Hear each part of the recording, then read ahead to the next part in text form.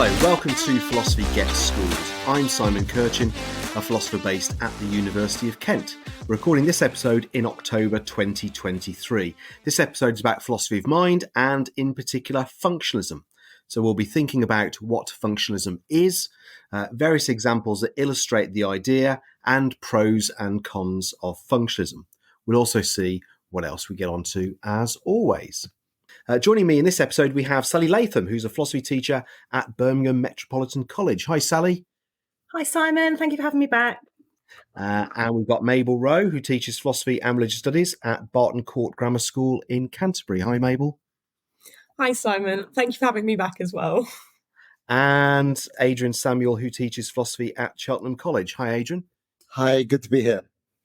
Good to have all three of you with us. Okay, so today we're going to be talking about a significant set of issues within philosophy of mind, namely functionalism. So philosophy of mind and functionalism appear on the AQA A-level philosophy specification, which we're going to be basing our discussion around. But if you're thinking about studying philosophy at university, no matter what you're doing at A-level or IB or Scottish Highers, it's worth listening to. This is one of a series of philosophy of mind podcasts I'm running, so please check the others out too. Okay, so let's start with some basics. We're going to define functionalism in a minute. But Sally, do you want to just explain what we're doing in philosophy of mind first of all, and then we'll go on to functionalism? Sure. Okay, so philosophy of mind, in the specification, it's actually named the metaphysics of mind. And the metaphysics of anything goes over and above trying to kind of go deeper into a particular topic. So whereas psychology might be concerned with how the mind works, philosophy is really asking the question what the mind actually is. So what is a mental state? What is consciousness? What is my pain, my hope, my fear? And there's a number of different ways to approach that, so that your dualist theories would say that the mind, mental states, consciousness are something that cannot be reduced to the physical, either because it's a distinct substance or because it's a distinct property. We then have a move into physicalism, which will say that everything that exists, whether it's a substance or a property, is always going to be something physical and nothing more. Number of theories there, whether that's behaviorism, where we analyse mental states in terms of behaviour, identity theory, where we analyse, mental states are reduced to brain states, and eliminativism, where mental states are just eliminated altogether, at least some of them are. And then you have functionalism, which has its own little tiny section at the end of the specification. And the reason for that is because it's compatible with either. And it takes a completely different viewpoint on how we approach mental states and how we try to understand them. So by the time you get to functionalism, if you're following the spec in linear fashion, you spent a really long time trying to answer the question what the mind is. What my mental states are. Are they distinct from the brain? Would they exist without the brain? Is there anything more than physical brain states? And functionalism discards that question. Instead of asking what the mind is, it says we need to ask what the mind does. So we actually analyse mental states in terms of their function and not their constitution. So with many things, we define them in terms of their constitution. So if you take a diamond is a diamond because of what it's actually made of. And it can't be a diamond if it has any other constitution. But other things we define in terms of their function. So if you take, for example, a bottle opener, it's defined by the job it does. A bottle opener is a bottle opener because it opens bottles. And it can be made of a number of different things. You can have glass ones, you can have wooden ones, your teeth can be a bottle opener, but we wouldn't suddenly say, oh no, that's not a bottle opener because it's made of X. That's not how we define it. Same with things like a mousetrap. A mousetrap is a mousetrap because of what it does. Now, if we start to look at the mind in that way, then a pain, a hope, a fear, a desire to eat something, they're defined in terms of what they do, in terms of a particular input being converted into a particular output. So, for example, if I was to define the term pain, whereas identity theory would say, well, it's a particular brain state. And in the absence of that brain state, there isn't any pain. And behaviorism would say, well, we're going to analyse it in terms of a particular behaviour. Well, functionalism would say, well, look, whatever converts a particular input, let's say stepping on something sharp, into a particular output, crying out, moving one's foot, that's what a pain is. And how that happens, how that is realised, isn't important. And that leads to the other important part of functionalism, which is mental states can be multiply realized. So there's more than one way that a pain can be made real. And mostly the way we see it is a biological brain. That's how we're seeing it realized. But it doesn't have to be. So consciousness doesn't have to be made real within a biological brain. And that opens up a whole world of possibilities. Now, often functionalists will be also physicalists, but they don't have to be, because there's nothing within the broad definition of functionalism that says what the mind has to be constituted in. So, for example, if an alien came down and then suddenly started conversing with you about their home planet and then beat you at chess, then there's a set of particular inputs and outputs that in another system, in a human being, we would attribute as having consciousness. So we would say that person is intelligent. Now, if we suddenly opened up that alien's skull and there was a brain made of silicon instead of carbon, or there was no brain at all, well, it would be wrong, according to functionalism, to then say, well, actually, it wasn't conscious, it wasn't intelligent, it didn't have understanding, because functionally, it's been doing the job we've asked it to do. It'd be a bit like saying, okay, that can't be a mousetrap because, it's made of paper. If it does the job, it does the job. So that opens up a whole realm of possibilities and avoids biological chauvinism. So whereas identity theory could avoid human chauvinism by saying a mental state could be realized in an animal brain, it still required the brain. And then functionalism opens that up and avoids just biological chauvinism completely. Non-biological systems potentially could be conscious, providing they're fulfilling the same function according to how we've defined that mental state. So that's kind of exciting and also very relevant at the minute, which I'm sure we'll come on to machine functionalism later. That's great. Thanks, Sally. It's really comprehensive. Loads going on there. Adrian, Mabel, do either of you want to come in and just add some things, or think of some of the examples where you try and get your students to understand what functionalism is? Well, I see it, if I can come in here, as very much sort of response, I suppose, to the failures of dualism, and in particular building on, in some sense, the work of logical positivism. Logical positivism was very much a movement away from ideas as something real in their own right. And there was a movement much more towards language, the linguistic turn, and how sentences had to, in many ways, function to express a sense that identifies a reference. And if they didn't, basically your sentences weren't about anything. And so just to talk about ideas in the head suddenly became very suspect. And in many ways, Gilbert Ryle, in his book, The Concept of Mind, talked about Descartes' ghost in the machine, whereby these ideas were seen to be like ghosts floating around in the mind. But when you actually use a sentence to express something definite and identify what you're talking about, in many ways, it was seen to be inadequate. And so there's this movement away from a discussion of ideas to a discussion of something quite definite that language can function to identify. And trying to find that reference that you can actually discuss meaningfully in the mind was a bit of a challenge. And the first approach of Gilbert Ryle himself was that of, in many ways, trying to find in ordinary language some sort of behavior that the language can refer to. So rather than referring to an idea, which is very difficult to really pin down what on earth you're talking about, you rather say, for example, pain, let's say, is that particular physical way of behaving. And so the inadequate idea as a reference becomes replaced by something quite definite, which is the behavior that you're referring to.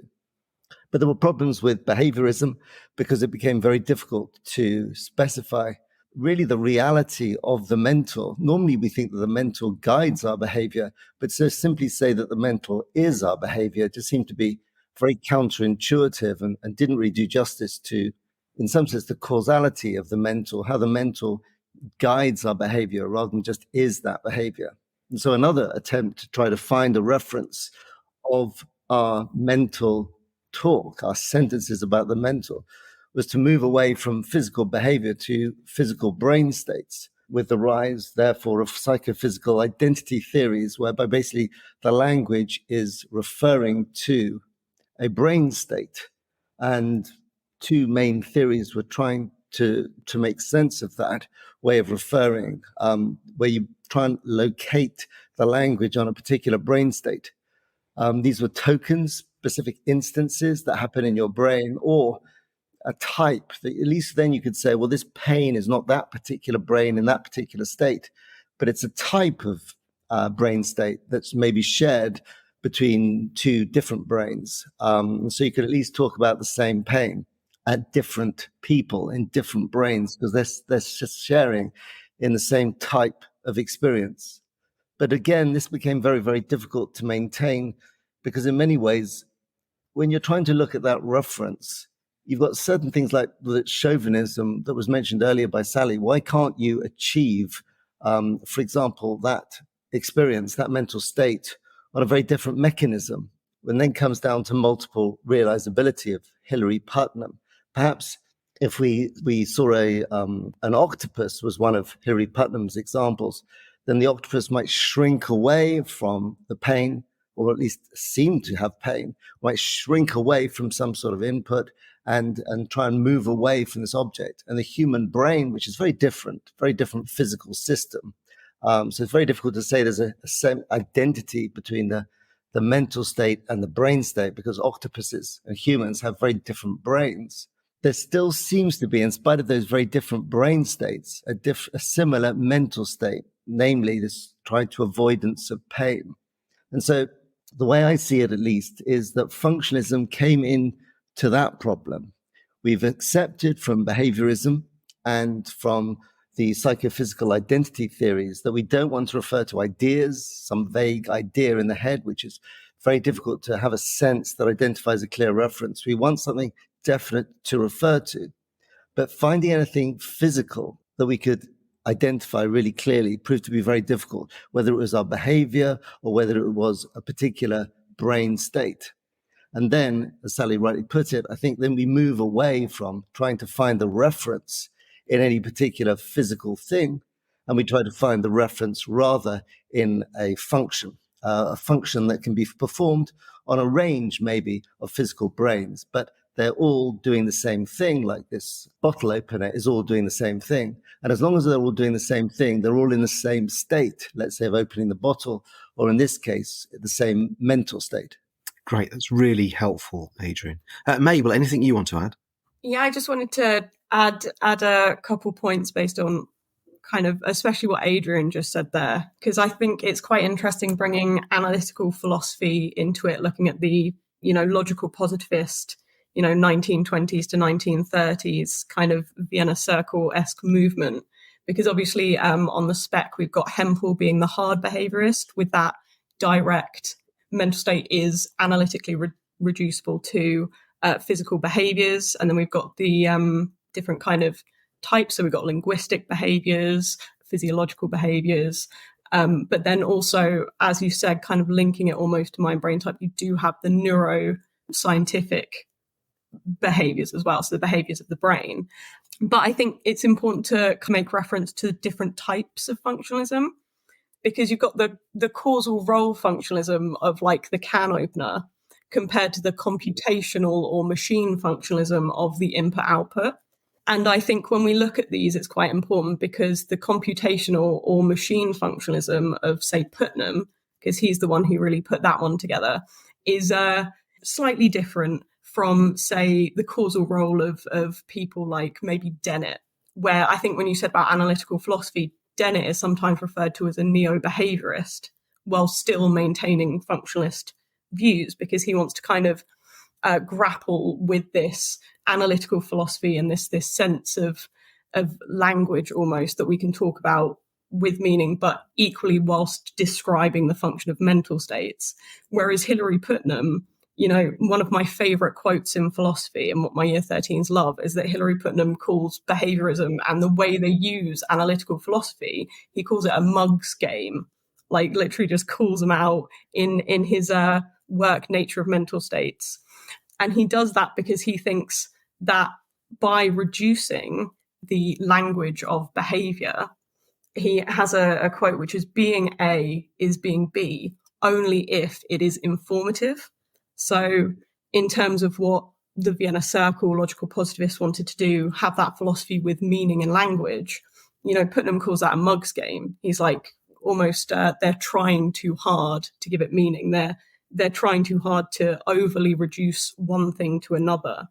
And, he actually likens that to the entire 1930s analytical philosophy movement when he calls it a mug's game. He thinks it's a very inadequate way of viewing the mind language. So, I think it's important to kind of understand the two of causal role, which fits in with kind of, I know my students get a little bit confused because I always draw diagrams. They find behaviorism, epiphenomenalist dualism, and functionalism actually very similar, because when you draw kind of, B1 to B2 and then M1 to M2, and you describe the relationship between those, they find that behaviorism, functionalism, and epiphenomenalist dualism as being all quite similar in the way that mental states, in inverted commas, kind of interact with brain states. So I think when it comes to kind of causal role and causal closure of systems, I think that's quite an interesting thing to look at with this idea of analytical philosophy and behaviorism being very similar to causal role functionalism, but maybe less so with computational functionalism. That's really helpful, all of you. Loads of things going on there. And in fact, just a pause from me. So it's taken us a while to do the philosophy of mind episodes, and lots of students and teachers have been asking us to do them because they find probably the metaphysics of mind and all the philosophy of mind material kind of the hardest of the 4 units, because there's so many isms and so many different positions out there, and trying to, just as you indicated, Mabel, trying to work out the difference between them can be quite hard, because there's so many across the 20th century into the 21st century, so many philosophers and then neuroscientists and other people who've stuck their oar in trying to work things out. In the second half of this episode, we're going to think about the problems. But for the 3 of you, what do you think? I mean, we've touched on this already, all 3 of you. What do you think are the big strengths then of functionalism? What's if you're a student and want a big takeaway? What's the big strength of functionalism, do you think? If I can come in, I'd say one of the strengths is that it's almost neutral, as Sally was saying, as to the nature of the mental. The key debate seems to be between sort of physicalism, where the mental is really just physical behavior, or at least physical actions, and on the other side, no, the mental is some sort of spiritual or sort of distinctly mental substance, like a soul that can continue on even after the body is dead. And functionalism manages to, in some sense, sidestep this whole problem and says, look, as long as it performs the function, then it functions as the mental, and that's all you need to do. It's almost agnostic as to whether the mental is some sort of spiritual substance separate from the body, or whether it is a physical substance that is just doing work. It doesn't need to do that. In many ways, all you've got to do is have some sort of input, like, say, a sensory input, and then you've got to have a behavioral output. And in the middle, you've got a physical function. I think Hilary Putnam gave the example of a Coke machine. You could put in a dime, or let's say you could put in a nickel. And if you put in a nickel into this machine, the machine goes from state 1 to state 2. And state 1 is basically, it won't give you a Coke because you haven't put enough money in. So it goes from state 1 to state 2, whereby if you put another nickel in, you get the Coke. If you put a dime in, you get the Coke and a nickel back. So it's got these almost levels of function before you actually get your Coke out of the machine. Either gives you change, it gives you a Coke, or it doesn't give you a Coke, depending upon what goes on inside the machine and the money you put in. But you don't have to really say, in many ways, what exactly is going on inside the machine. You just have to specify, if you put this sort of input in, you get this sort of output out.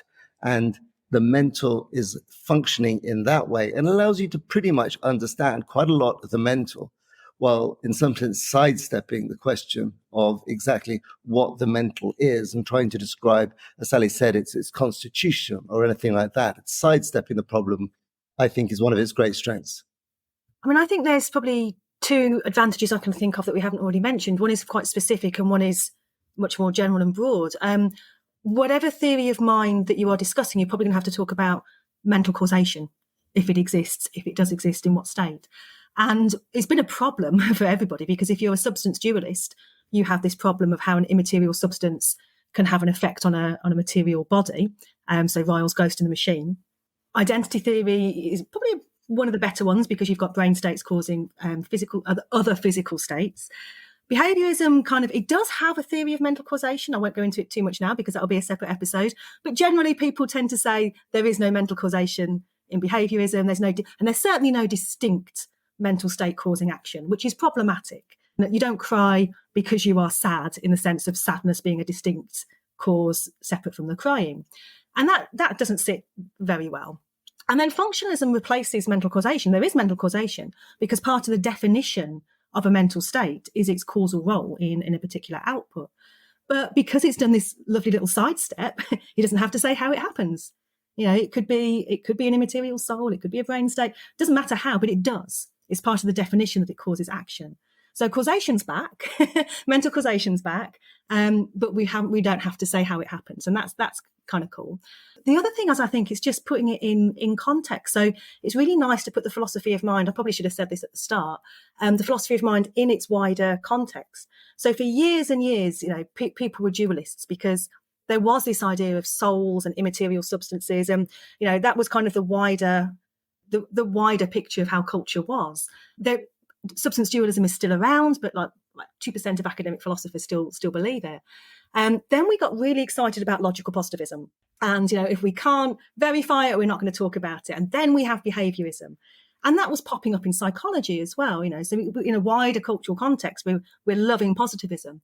Then we got really excited about neuroscience because that was, going, in leaps and bounds. And we have our identity theory.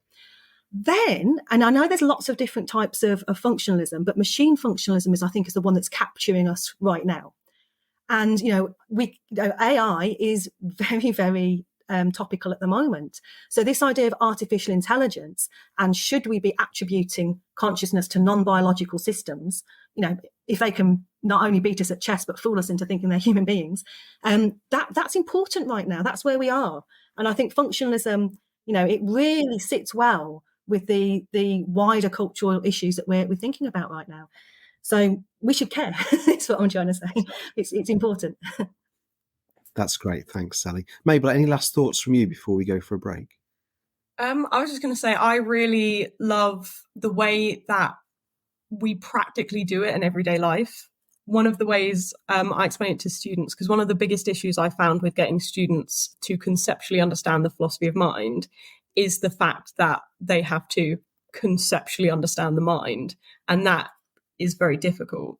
But with functionalism, it's quite easy to teach, because if you say, or if you look at the way that people like Daniel Dennett explain their approach to functionalism, they talk about how it's a third person analysis and that's all it needs to be. And the fact that we do that every day anyway, we analyze people's kind of mental state in terms of functions. And again, links that Adrian made earlier to behaviorism, why Dennett is sometimes called the neo-behaviorist, is because behaviorism does that to a kind of extent, but equally the way that it talks about dispositions and different conditions of verification, I think makes it less intuitive to the students than just the idea that it is the pure functional role that matters. So I think that's a much easier thing to teach than, say, mind-brain type identity theory, for instance. No, I agree, because if you say to a student, well, how am I attributing intelligence to you? How am I attributing understanding of this particular theory to you? Well, based on a particular input and output. I ask you a question and you give me an answer. Okay, they understand. That's function. I'm attributing understanding on the basis of that. Great. Thanks, all three of you. That was really helpful explaining functionalism and going through some of the advantages of it. So we'll see in the next part when we're going to think about a range of issues with functionalism and think of lots of juicy examples.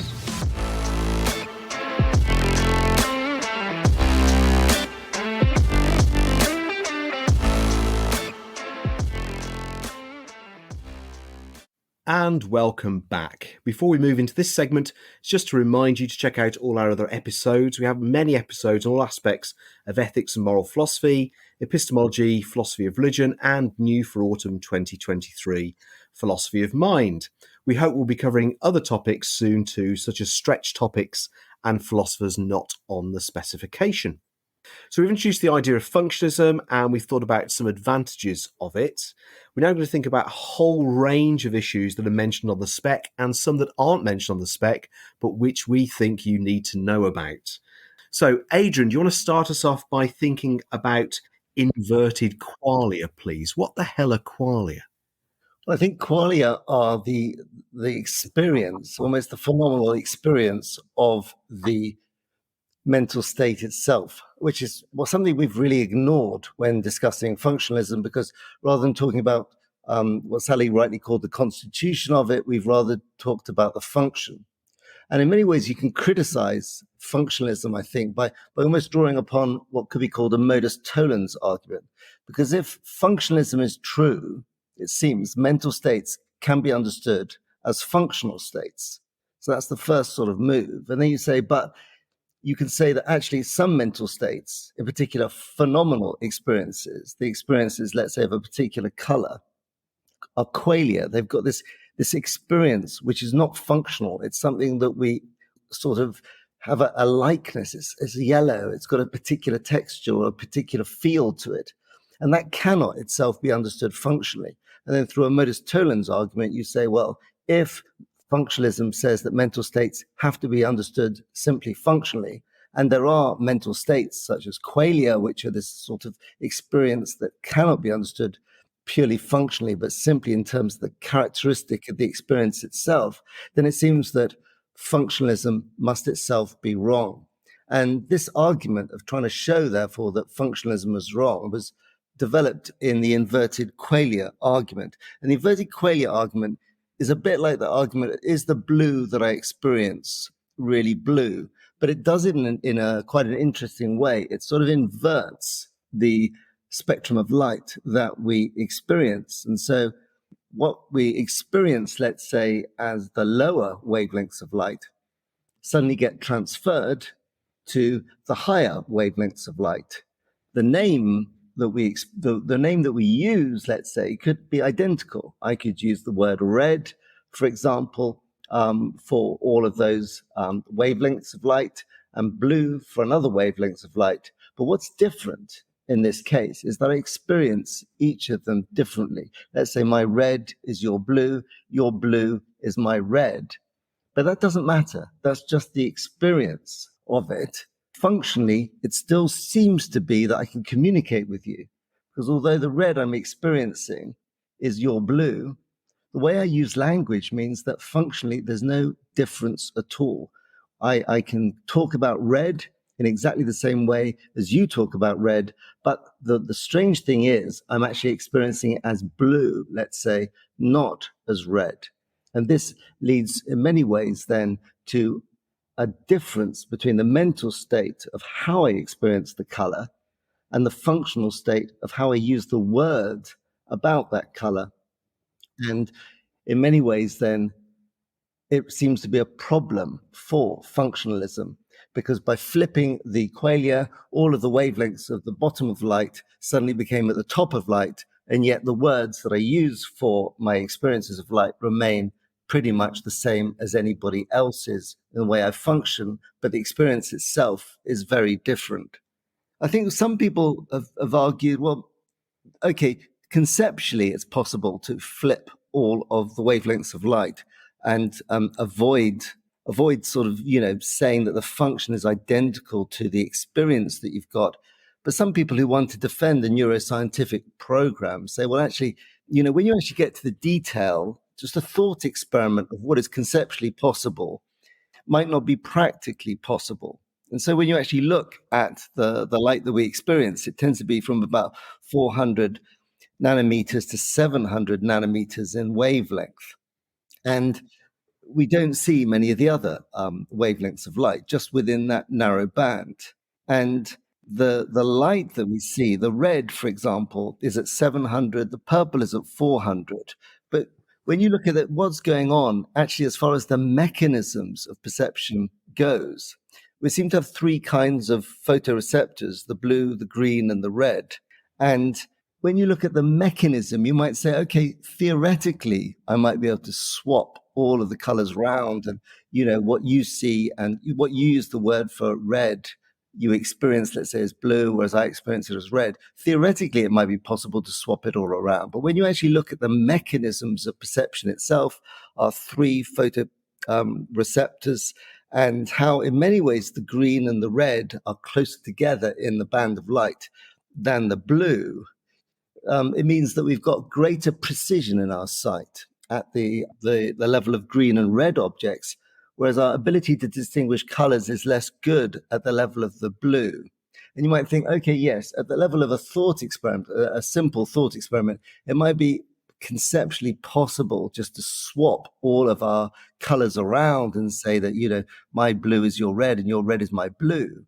But when you actually look maybe at the mechanism that we actually use to understand colors, maybe it's not so possible. And actually maybe functionalism and indeed a greater attention to our mental powers could actually be a way of refuting a simple appeal to this difference of qualia and difference of function. Maybe what we experience is actually more closely tied to the functioning of our eyes than a simple swapping around thought experiment really does justice to.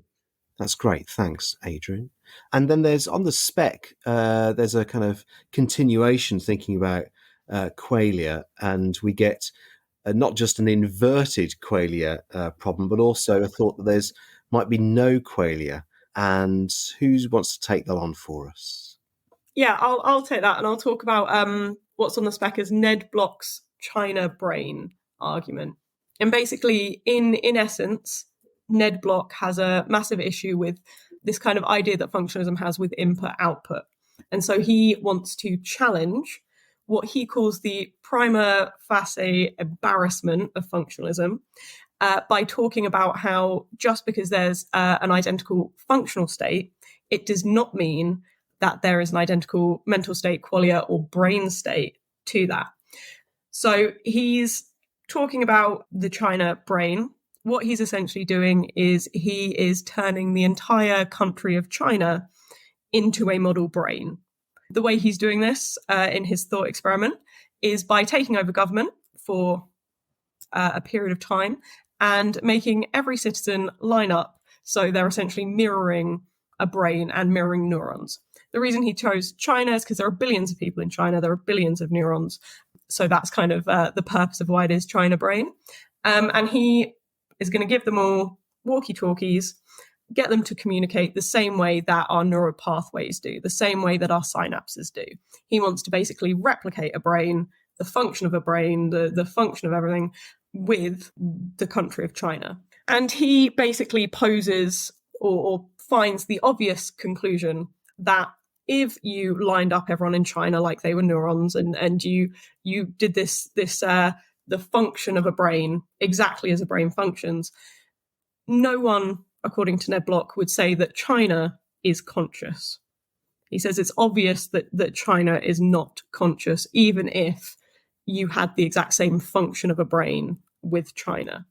So that's his main argument, talking about functional states not equaling brain states, challenging the idea of input and output, because obviously the input would be the same as it is with the brain, but there would be no conscious experience. And by conscious experience here, I'm talking about qualia. So qualia being also sometimes referred to as phenomenal properties of mental states. That was a 3-marker on the exam last year, which tripped up quite a few people because they're so used to the word qualia, they've kind of forgotten that it's called phenomenal mental states. So it's important just to know both the terms for your mental states. So he's basically saying there's no qualia in China, so there's no functional state producing qualia. What we have there as a response from Daniel Dennett is he basically completely disagrees with Ned Block. He says, absolutely, China would be conscious in this case. He says, as neurons aren't the only things or the only material that can produce mental states, it is perfectly feasible that if every single person in China was functioning as a brain, they would have this almost shared collective consciousness or this whole consciousness. So he makes a direct argument that actually, if Ned Block could perfectly mirror the brain, then it would be conscious. So he's got that that response to net block there. Okay, thanks, Mabel and Adrian. So just to pause there, everyone, thank you for the reminder, Mabel. So qualia mean phenomenal mental properties or phenomenal mental states, sorry, I should say. And so we've got this whole idea of functionalism, which, as we explained in the first part, it's all about the function. It's all about what the mental state does, right? Inputs, outputs, however we then further classify it. But with phenomenal mental states, what you've got is the what is it likeness to see red or to smell coffee or to feel a certain texture. And that sort of that phenomenal mental state, that kind of that feel that we experience all the time in our conscious lives just isn't captured at all by functions. It's not designed to capture it. And so people are trying to make these examples of inverted qualia or no qualia kind of show up what functionalism is and say, actually, functionalism isn't capturing something that we typically think of as being absolutely essential to our mental lives. So something's gone wrong. So that's basically what's going on with these two examples. And so you're getting kind of the examples and the responses, which basically saying you haven't captured something, and people saying, no, we have, or perhaps the brain, right, is a bit more complicated than you think, and you can't just come up with a simple hypothetical example because, as Adrian indicated with the colours, the neuroscience is a little bit more complicated. You're going to have to work a little bit harder.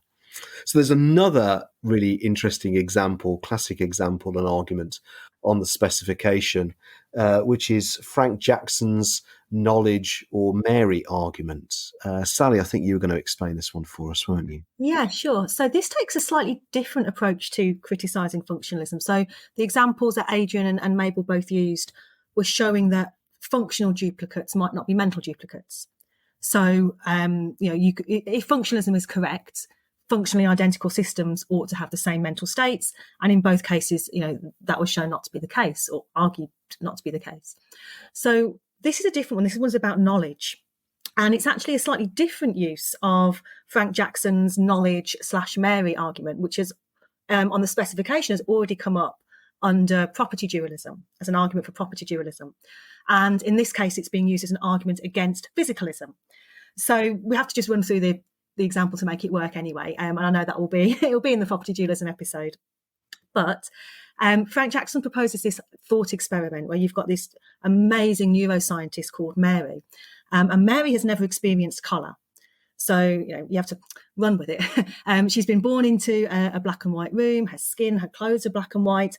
The books she's used to study are black and white. Her TV monitor is black and white. And she has learned everything there is to know about colour, every physical fact there is to know about colour.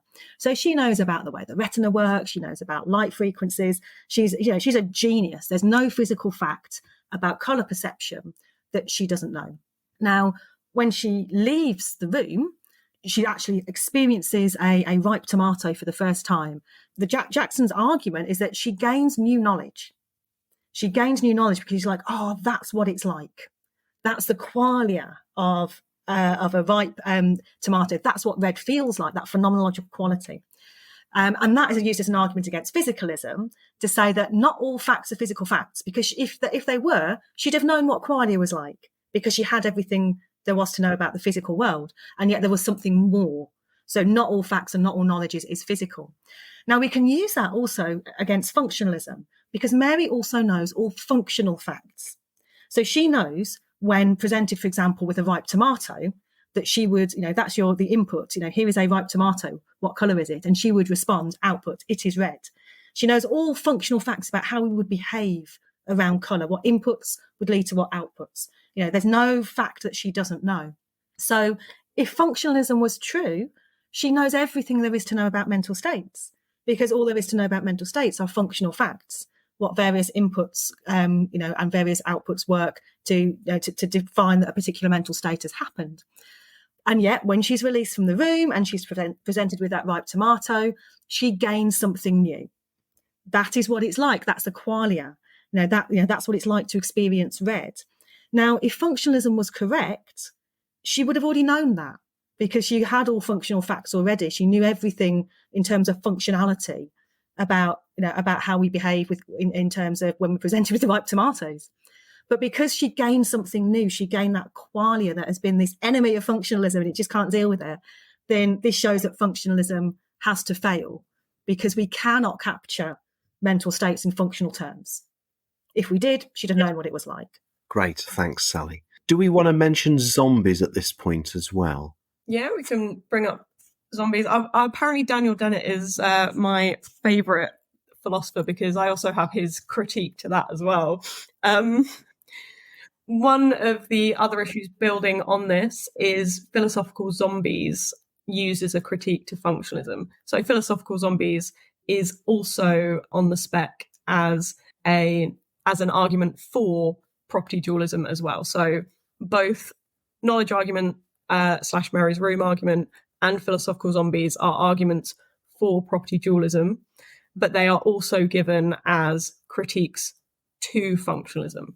And this particular idea of philosophical zombies, again, will be spoken about in the property dualism episode, but it is a physical duplicate of essentially you, I, a person. It's just an exact physical duplicate, including in the functions and responses, but that lacks qualia. So a philosophical zombie, for instance, when something is dropped on their foot, they would still say, ow.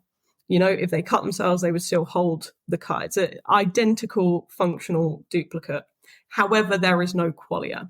So basically, the idea of philosophical zombies existing challenges functionalism, because it says you can have a functional duplicate, i.e. a physical duplicate that functions all the same way as a person, but without any mental state or qualia. So you've got this idea of physicalism being incomplete in the same way that physicalism has been seen to be incomplete with from arguments from Ned Block and from Frank Jackson. This philosophical zombies argument mirrors these. Great. And where are the three of you at the moment with all of these examples? Hey, because we got some more discussions to have, but where are you feeling at the moment with functionalism? Do you think it's working well? It can defend itself from these different examples and arguments, or is it struggling a bit? I think it's struggling. I mean, I think if you take something like inverted qualia that Adrian illustrated, the argument against functionalism, is that two people could be presented with a ripe tomato, identical input, and they could both have the output, it is red, and yet the qualia they're experiencing is very different. So the qualia that you might be experiencing, for example, is what I experience when I experience fresh grass. So you have, again, functional duplicates. They're identical in functional terms, but not identical in mental terms. And as functionalism only defines mental terms in terms of functions, then that means it fails.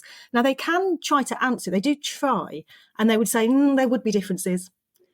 Because when you're asked to describe the tomato and you're asked if it's a warm colour, then you're going to say something different, because if you're experiencing this particular qualia, you wouldn't say it. And is the sea, is it a cold colour? But it just begs the question, I think. So the functionalist really struggles, I think, to say, no, there'd definitely be differences. There'd be functional differences if the mental states were different, because it might not be. So I think, without begging the question, I think they really do struggle. I'd say the same. But sometimes you find that there's this emphasis on qualia, and these things, maybe they're generated by, in many ways, a failure to really involve itself too much in the functioning of the brain and the neuroscience, and it allows for these thought experiments to arise. But as I tried to suggest with the inverted spectrum, maybe if you actually look more at the actual mechanisms, which then you'd be sort of moving away from functionalism, maybe more to neuroscience. If you looked at some of the functional ways in which we actually perceive colors, then maybe some of these thought experiments wouldn't be so powerful, because although they could be conceptually possible, maybe they just wouldn't be practically possible. And so they would lose some of their power. But then I think you'd, in many ways, I take it, have to move away from a simply functional account and actually take the neuroscience a bit more seriously as far as the detail and the mechanisms go. Great. So we're going to throw a few more examples at you. So we said we're going to do Chinese room, and we're going to talk about Alan Turing and AI.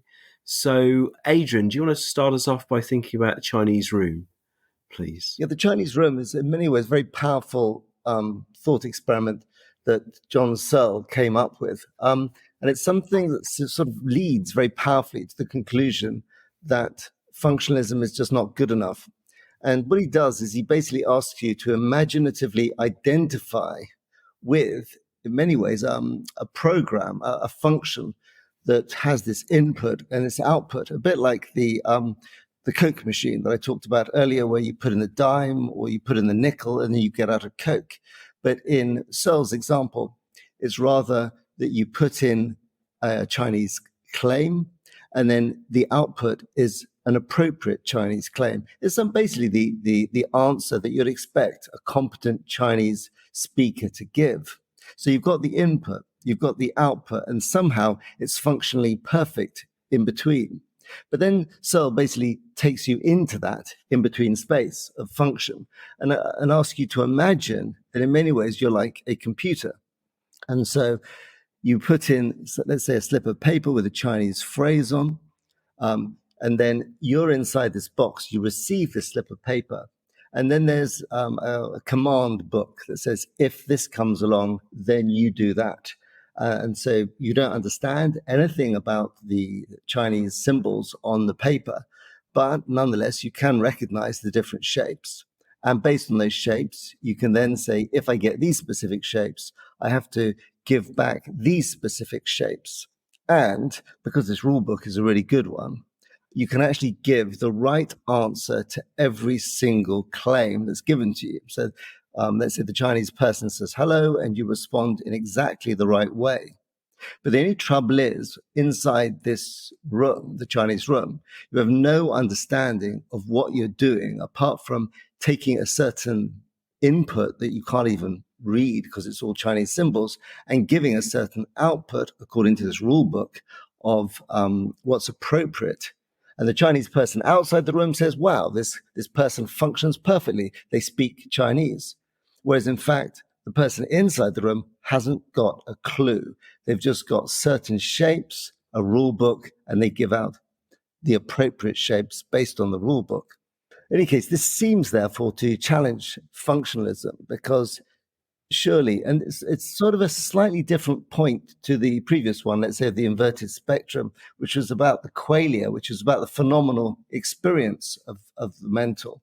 This one's more about the intentional experience of the mental. It's being about something, like propositional attitudes. You actually know what you're talking about. And in this case, the man inside the Chinese room doesn't know what he's talking about. He's completely at a loss. All he does is follow rules.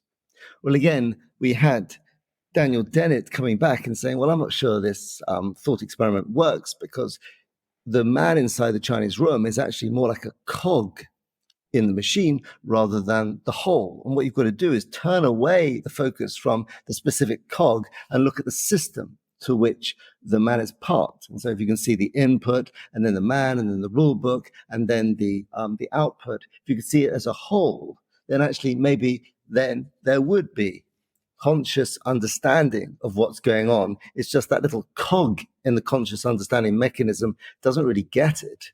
But if you saw the bigger picture, then that would work. But again, John Searle comes back at Dennett and says, no, even that move is not really adequate because let's just make it simple. Let's almost internalize the whole Chinese room into the man and just say, okay, he's memorized the rule book. And he, let's say, takes the input and the output himself, and everything is internal to the person. And now you can't say, well, the man's just a cog in the system, and he's not the system as a whole, because now the whole system is included in that man. And so again, he seems to adequately respond. But then again, Dennett can respond, well, you're just talking about rule books and things like that. Mental life is about identifying things. And so you've actually got to engage with the real world. If this thought experiment is going to work, you've got to sort of semantically identify something. And then you'll be in the position of understanding things rather than just talking about things in this sort of misunderstanding way. So you've got to, in some sense, reach out and get an object. But again, John Searle comes back at Dennett and says, well, okay, let's move out of the Chinese room and even of my own consciousness. Let's say I'm now in a robot. the robot, let's say, actually locks onto an object absolutely accurately based upon the Chinese conversation and behaves in the real world as the proper Chinese person does.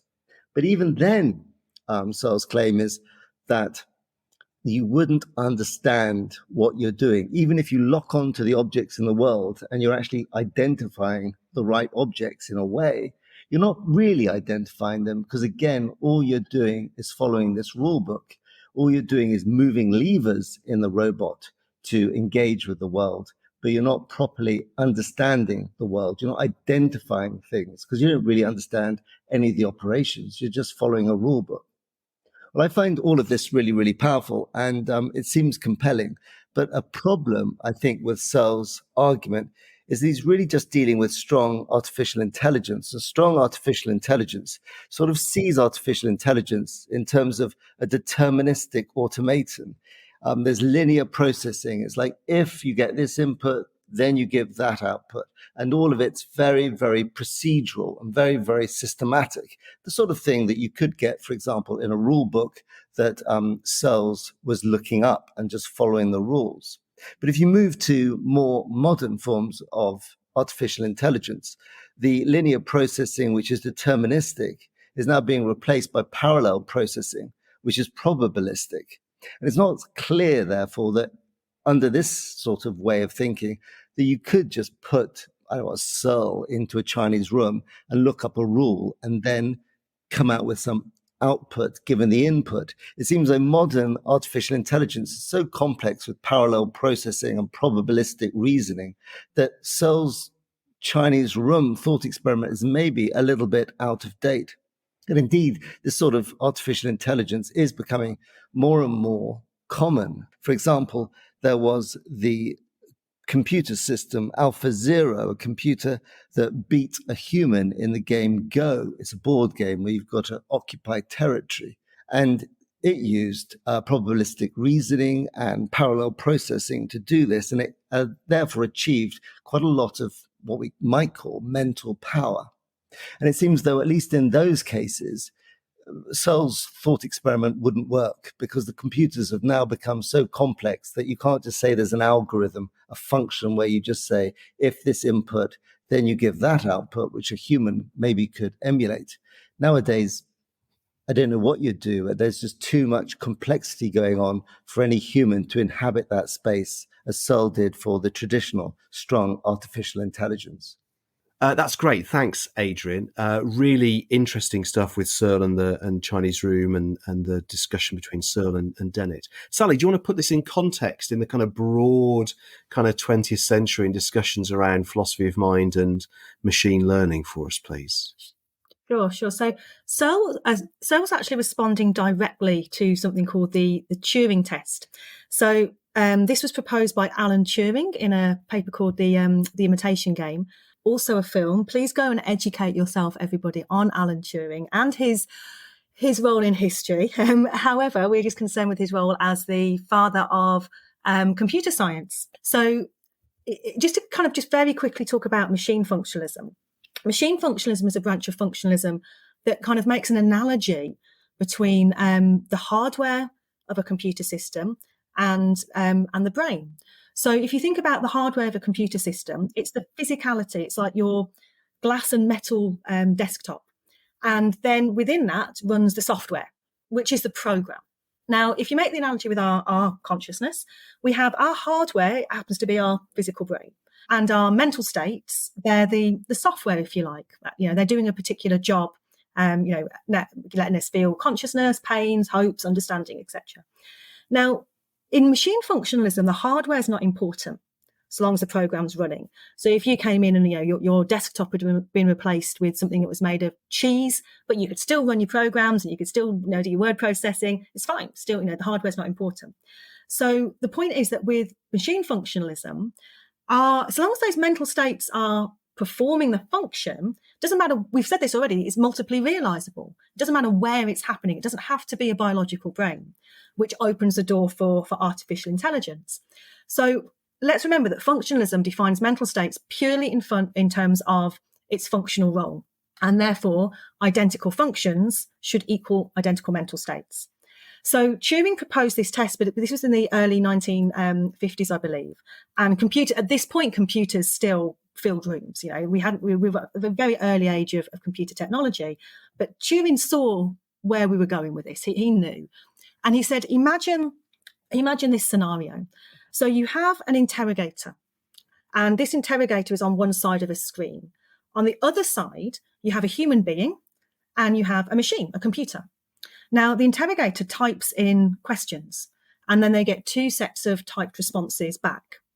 Now, if from those typed responses, they cannot distinguish which is the human being and which is the machine, then you either have to say they're both conscious or neither are, because you can't tell the difference between them functionally. And if you go back to functionalism, that's the only way we're defining mental states in terms of functional role. Now, like when Turing wrote his paper, we were miles off, but we've spent billions of pounds trying to pass the Turing test. Just go away and Google Turing test, and you'll see, and we've done it. You can see now that the advances in AI, even something as simple as a chatbot. We can see that we've got to the point where machine output is indistinguishable from human output. Now, according to Turing, we should be then calling these systems conscious. They have the same mental states. Now, Searle was responding to that by saying that actually you could pass the Turing test without essential features of mental states. So the Chinese room scenario with this poor man in the room with his little basket of symbols and his manual, and you've got the Chinese questions coming in, the Chinese answers going out, is a functional duplicate of a native Chinese speaker. But this guy has the syntax, he knows how to follow the rules, but he doesn't have the semantics, he doesn't have the understanding. So in this case, this Chinese room would pass the Turing test. Now, he's indistinguishable from a native Chinese speaker. So you'd have to say they both understand Chinese, either neither understand Chinese or both understand Chinese. But that's clearly wrong. The man doesn't understand Chinese. So if you feed them back to functionalism, this means functionalism is wrong, because the Turing test is a natural consequence of functionalism, but you can pass the Turing test without understanding, without essential features of consciousness. Therefore, functionalism is wrong. And this leads into something that Searle found. He just had a problem with artificial intelligence in general. And he said, actually, we're making a mistake here. We're mistaking simulation and duplication. So in the same paper that I think Adrian was referring to, Minds, Brains and Programs, where he's kind of looking at all these responses to the Chinese room, he says, look, don't mistake the simulation of consciousness from the duplication of consciousness. When we simulate something, it's not real. We're fooling. If I was to simulate a human being, I'd make a hologram of them and I'd fool people. But there's nothing real there. If I was to duplicate them, then I'd clone them and I'd make a new one. Now, if you want to duplicate consciousness, says Searle, that's going to happen in a biological system because consciousness is biological. And by doing that, he places the emphasis back on the hardware. So machine function is like, the hardware can be anything, it doesn't matter. And then Searle is saying it does matter because just like digestion, it's a biological feature. And functionalism's dismissal of the hardware and this kind of liberal attribution of mind and this multiple realizability where you're giving consciousness to any system that shows a particular function, that's really just wrong. So for Searle, artificial intelligence is an oxymoron, because if it's artificial, it's not intelligence, it's a simulation. But if it's intelligent, there's nothing artificial about it. And I think that's something that, is actually very, very important right now in the age of AI that we're currently living in. Was he right? Was he right to say that artificial intelligence is an oxymoron? Are we simply just simulating something that's only ever going to be biological? In which case, biological chauvinism isn't so chauvinistic. That's great. Thanks very much, Sally. Mabel, Adrian, any thoughts from you on that? When it comes to this kind of liberalism, that's one of the key points that's mentioned on specification reading as well. That's something that functionalists actually say about behaviorism as well. So it's the irony of them kind of using this liberalism for behaviorism and then falling into that trap themselves. But also to bring in kind of new technology, talking about new advancements with AI, there's also been developed a brain, so a lab. And again, please look into this, students. But this lab has grown a brain which has so a biological, essentially, duplicate of a brain that learns quicker than AI models. It learned to play chess quicker than the current AI models we have. So you've got that idea of, would that be a kind of liberalism to attribute consciousness to this brain? Would a brain outside of the system, because functionalism as well, one of the things that they critique about mind-brain type identity theory, which is another specification issue, is the fact that mind-brain type identity theory only talks about brain states. So they say that's, limiting, because you've got to talk about the function of a whole system. And I think actually when you think about, just a brain independently of that system, would it be, a functionalist claim to claim that brain on its own has consciousness, has mental states, or because it learns as AI does, or would it, not being within a functional system, would that AI mimicking consciousness no longer be valid? So it's the case of, would functionalists count this independent brain as essentially conscious or not? Great, thank you. Adrian, any thoughts from you? Yeah, it seems a lot turns around on what David Chalmers identified as the easy problem of consciousness and the hard problem of consciousness. He makes that claim in his 1994 article, Science of Consciousness, then part of his Conscious Mind book. And the easy problem of consciousness seems to be that we can give a functional analysis of consciousness, and that's certainly possible. And that seems to be the great strength of functionalism. But the hard problem of consciousness is can this analysis of consciousness in terms of function give an adequate account of qualia, phenomenal experiences, and also of propositional attitudes or descriptive claims, intentional experiences, which sort of have a semantic reference. They're about something. And even then, moving into other thought experiments that you could move into, such as the twin earth thought experiment of Hilary Putnam of water. I mean, if you're just functional, I take it, then you don't really care whether water picks out H2O or not. But he comes out again with another thought experiment, such as, well, in twin earth, the functional word water picks out H2O here, but in twin earth it picks out XYZ, something that's different, but it's functionally identical. And through all these sorts of thought experiments, they're always trying to pull apart this attempt to just say, look, the mental is just functional. But it seems like maybe the mental is more than functional. It also involves brain states. It also involves the semantic reference, whether we're talking about H2O or XYZ, this rigid designator of Saul Kripke that we pick out. Can we just say everything is functional? And I'm inclined to think, well, we probably can't. We're going to have a more complex language to make sense of the mental than just a functional analysis. But that being said, that functional analysis is still extremely powerful, and it's been very helpful. That's great. Thank you. Any last thoughts from you, Sally? I don't think so. I think it's really nice for the philosophy of mind that it is so current. Sometimes philosophy can seem, a little bit abstract when we, no offense to Gettier examples, but sometimes it's quite hard to see, why do we, how does this apply to my life? But you think about the philosophy of mind, it's like literally what we are, what constitutes us. And I think functionalism and the way this is moving now is really forcing us to have a look at our not only our own consciousness, but whether it's right or wrong to be attributing it to other systems. And I think, soon this is going to spill into obviously ethical issues. Well, it already has in terms of the ethics of AI. So this will have an impact on that, machine rights, etc. So I think it's, although things like inverted qualia may seem like a little abstract, this really matters, and I think that's probably what I would leave with. Okay, that's great. That sounds like a good place to end things for this episode.